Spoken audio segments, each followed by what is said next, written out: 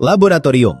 Kalian inget nggak episode waktu Plankton ngendaliin otak SpongeBob dan nyuruh dia bawa Krabby Patty ke Cambucket? Di adegan itu, Plankton dengan bangga bilang, "Ini adalah labku." lalu di layar muncul anjing yang menggonggong. Habis itu mereka pindah ruangan dan Plankton bilang lagi, Dan ini adalah laboratorium. nah mungkin kalian mikir, lah kok lab disebut 2 kali? Disinilah bercandaan rahasia SpongeBob main. Yang pertama itu bukan lab penelitian pak, itu Labrador Retriever. Jenis anjing yang sering dipanggil lab. Baru di ruangan kedua, itu laboratorium Plankton yang sebenarnya.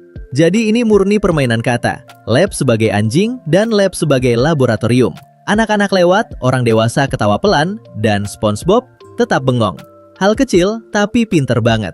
Angka 24 dan 25. Ada satu jokes di SpongeBob yang kelihatannya simple, tapi sampai sekarang masih sering dibahas. Adegan ini dimulai saat SpongeBob berbisik ke Patrick, lalu nanya, tahu nggak apa yang lebih lucu dari angka 24? Tanpa mikir lama, Patrick langsung jawab, apa? Beritahu aku. Dan disitulah SpongeBob langsung nyeletuk, 25. Tanpa penjelasan, tanpa konteks, mereka langsung ketawa begitu aja. Hei, Patrick, Apa? aku memikirkan sesuatu yang lebih lucu dari 24. Beritahu aku. 25.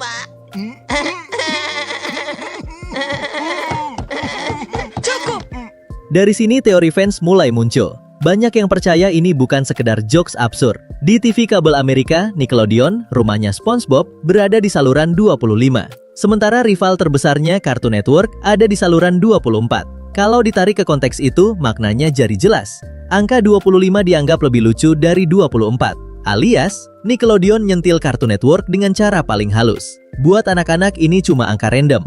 Buat orang dewasa, ini inside joke industri. Dan buat SpongeBob, cukup ketawa pak, karena yang paham cuma segelintir orang. Batu nisan.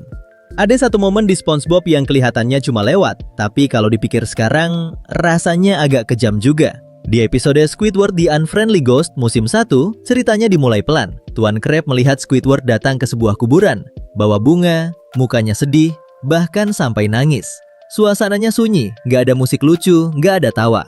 Begitu Squidward pergi, Tuan Krab mendekat. Dia baca tulisan di batu nisan itu, dan tertulis, "Here lies Squidward's hopes and dreams." Di sini terbaring harapan dan impian Squidward. Tulisan di batu nisan itu sebenarnya nyentil keras tentang Squidward yang selalu gagal jadi seniman, gagal di klarinet, dan gagal dapat pengakuan.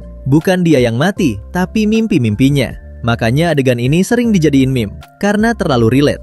Lucu sih, tapi juga agak nyeset. Dan disitulah kekuatan SpongeBob. Bisa bikin kita ketawa sambil tanpa sadar ngetawain tragedi kecil seseorang. Kalau dipikir-pikir, itu bukan lelucon anak-anak. Itu realita yang dikasih senyum, Pak. Oh, Squidward, senang apa dia di sini?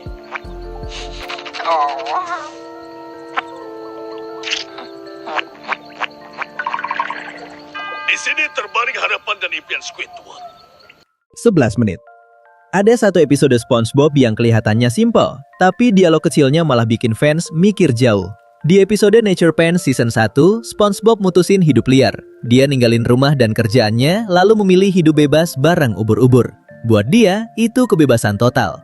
Lalu Sandy komentar, menurutnya SpongeBob mungkin bisa bertahan beberapa hari, maksimal 1 minggu. Di cerita ini terdengar ilmiah, tapi fans melihatnya sebagai sindiran ke siklus produksi animasi mingguan. Setelah itu, Squidward menutup dengan nada sinis. Paling cuma 11 menit. Dan angka itu langsung kena, karena satu segmen SpongeBob memang berdurasi sekitar 11 menit. Seolah Squidward tanpa sadar menyebut batas hidup SpongeBob sebagai karakter animasi. Apakah ini disengaja? Nggak ada konfirmasi. Bisa jadi cuma kebetulan yang terlalu rapi, Pak. Tapi justru disitulah kekuatan SpongeBob. Kelihatannya ringan, tapi selalu punya lapisan makna buat yang mau ngelihat lebih dalam. Patrick Sony. Martha. Di episode You Don't Know Sponge, ada adegan yang kelihatannya cuma lucu-lucuan. Tapi kalau dipikir ulang, isinya pedas juga. SpongeBob dan Patrick lagi ganggu Squidward dengan niru suara hewan laut. SpongeBob niru lumba-lumba, Patrick niru suara paus biru. Tiba-tiba muncul paus jantan bernama Frank. Dia panik dan bilang, itu suara Martha. Katanya Martha adalah paus betina yang pernah jadi pasangannya. Temannya langsung nyeletuk, Martha itu nggak baik buatmu. Kau dengar itu? Ada apa, Frank? Suara itu persis seperti Martha. Frank, berapa kali harus kuberitahu kau, Martha itu tidak baik untukmu. Dia wanita yang tidak baik.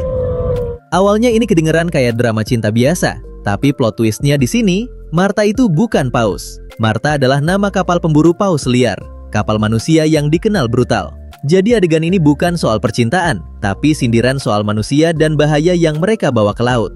Kalimat Martha itu nggak baik buatmu bisa dibaca sebagai peringatan, Pak. Bukan tentang cinta, tapi tentang bertahan hidup.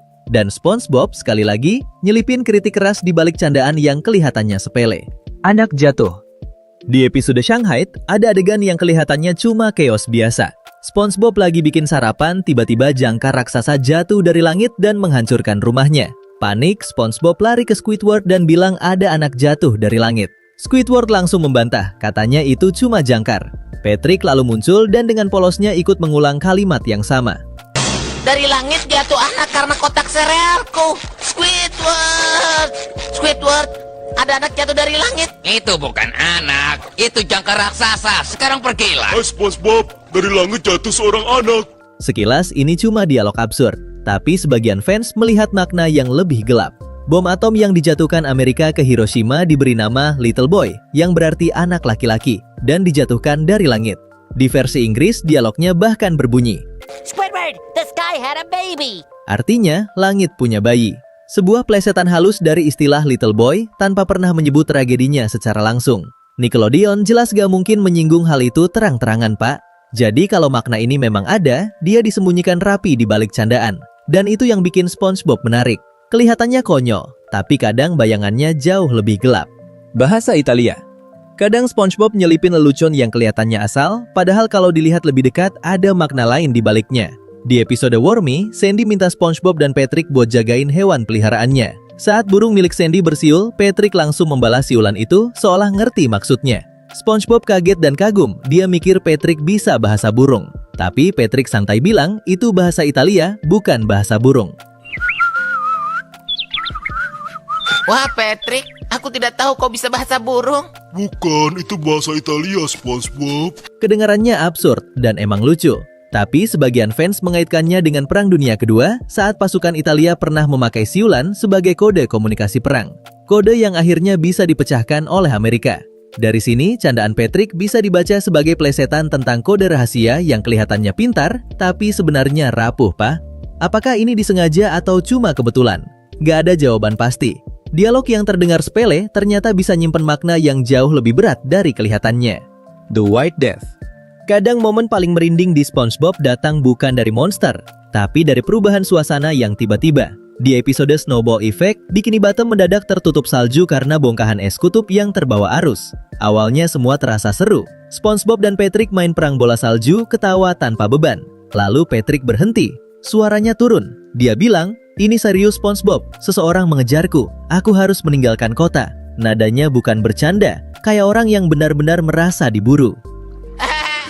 Ini serius, SpongeBob. Seseorang mengejarku. Aku harus meninggalkan kota. Sebagian fans mengaitkan momen ini dengan Simo Heha, sniper Finlandia berjuluk The White Death. Dalam Winter War Perang Dunia Kedua, banyak tentara merasa dikejar musuh yang tak pernah terlihat, hanya jejak di salju. Kalau ditarik ke sana, ketakutan Patrick bukan sekedar lebay, Pak, tapi gambaran paranoia saat salju yang indah berubah jadi ancaman. Dan mungkin disitulah kekuatan SpongeBob. Kartun ini terlihat ringan, tapi kadang menyimpan makna yang gak sehangat kelihatannya.